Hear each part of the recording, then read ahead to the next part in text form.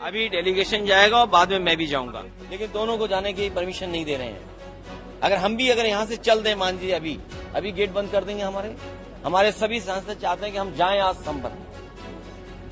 अगर हम संभल जाने के कहेंगे तो कहेंगे संविधान नहीं मानते, कानून नहीं मानते, सरकार का नहीं मानते।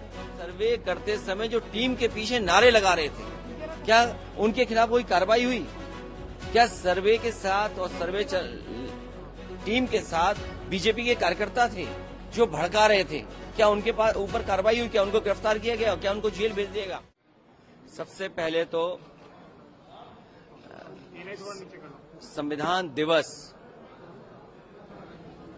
उसके लिए बहुत बहुत बधाई देना चाहता हूं, मुबारकबाद देना चाहता हूं। जहां आज संविधान दिवस के दिन उत्सव मनाया जा रहा था, सच्चा उत्सव तभी है जब संविधान के रास्ते पर चलें। संविधान के रास्ते पे चलने में ही उत्सव मनाना है।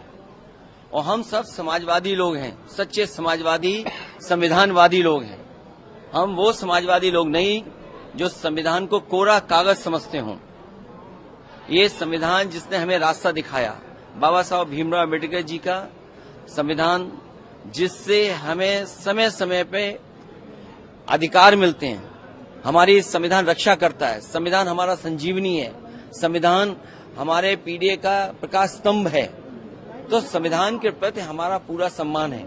और उस समय उत्सव मनाना, जब संभल में जिस तरह का काम सरकार ने किया है, जाने चली गई हैं, गम के साए में कैसे उत्सव मनाया जा सकता है?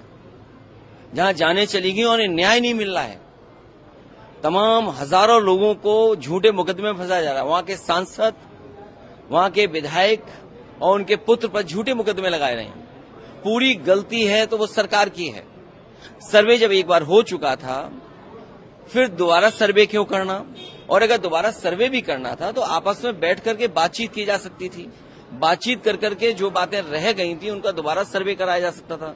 सर्वे के खिलाफ नहीं थे, लेकिन जिस तरह का सर्वे करते समय जो टीम के पीछे नारे लगा रहे थे, क्या उनके खिलाफ कोई कार्रवाई हुई?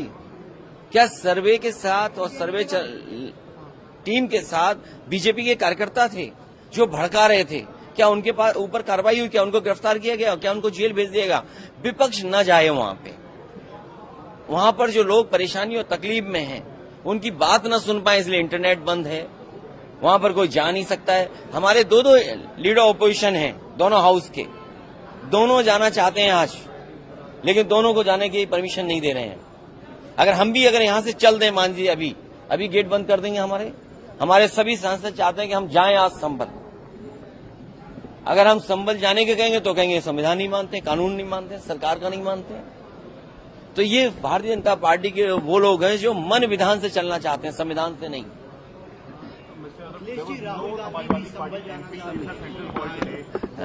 हम उत्सव तब नहीं मना सकते जब उत्तर प्रदेश में वोट लूटा गया हो। हमने देखा कि समाजवादी पार्टी के वोटर्स को वोट नहीं डालने दिया। उनका कहां वोट पड़ पाया? क्या ये संविधान हमें ये रास्ता दिखाता है कि आप वोट छीन सकते हैं किसी का? इलेक्शन कमीशन जो कॉन्स्टिट्यूशनल बॉडी है, जिसको शिकायत की गई, उसके बाद भी क्या कार्रवाई हुई? आप वहां के अधिकारियों की बातचीत करने का तरीका देखिए। वो डरा रहे हैं, धमका रहे हैं आपको, गाली दे रहे हैं आपको।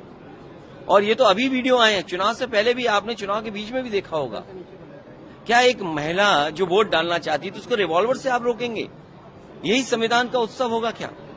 तो इसीलिए हमारा विरोध है इस बात का। उत्सव तब बन सकता है जब संविधान के सच्चे रास्ते पर चलें। सच्चे समाजवादी ही संविधानवादी हैं।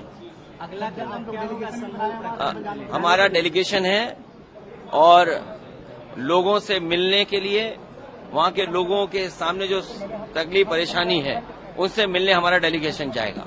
सरकार का कहना, अभी डेलीगेशन जाएगा और बाद में मैं भी जाऊंगा। सरकार का कहना कि सरकार और जो मरने वाले लोग हैं, हम सरकार से भी बोलते हैं कि मदद करें उनकी। और अगर सरकार नहीं मदद करती है तो समाजवादी पार्टी ने मदद करने का भी फैसला लिया उन परिवार के लोगों का। अखिलेश जी, सरकार का कहना है कि किसी भी सरकारी गोली से किसी की मौत नहीं हुई है, क्या कहेंगे? आप कैसे सरकार की बात मान सकते हैं पुलिस के लोगों की? क्या पुलिस की भाषा हमने नहीं सुनी? क्या कोई इस तरह की गाली गलौज दे सकता है? ऐसे अधिकारियों के खिलाफ कार्रवाई करनी चाहिए। और अगर सच्चे संविधान पे चलने वाले लोग हैं तो ऐसे अधिकारी जो गाली दे रहे थे उनको टर्मिनेट कर देना चाहिए। जो लोग सीधी गोली चला रहे थे बोर्ड न डालने पे, उनके खिलाफ क्या कार्रवाई की सरकार ने? आप लोग कल सांसद को हम देखिए, मैं उस संबंध में कुछ नहीं कहूंगा। इंडिया गठबंधन की जब बैठक होगी तो सुझाव जरूर दूंगा। सर, क्या पीडीए को व्यापक करने की जरूरत है? उन सीटों पे भी हार हुई है जहां हिंसा नहीं हुआ। पीडीए को बड़ा इसलिए करना जरूरी है कि पीडीए ही आबादी का 90% है। पिछड़े, दलित, अल्पसंख्यक, पिछड़े, दलित, आदिवासी और आधी आबादी अगर हम कुल मिला लें और पीड़ित, दुखी, अगड़े भी अगर हम मिला लें तो 90% लोग दुखी हैं सरकार से।